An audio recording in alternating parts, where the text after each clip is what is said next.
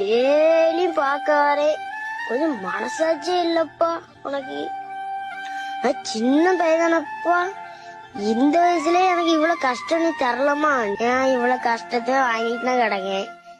கொஞ்சம் மட்டும் கஷ்டத்தை குறைச்சு வையா. உன்னை பார்க்காம என்னால ஒரு நாள் இருக்க முடியல தெரியுமா?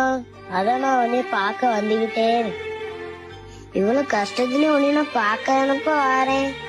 என்னைக்காட்டி ஒரு நாள் நான் நல்லா இருப்பேன்னு நம்பிக்கையோட போறேன்.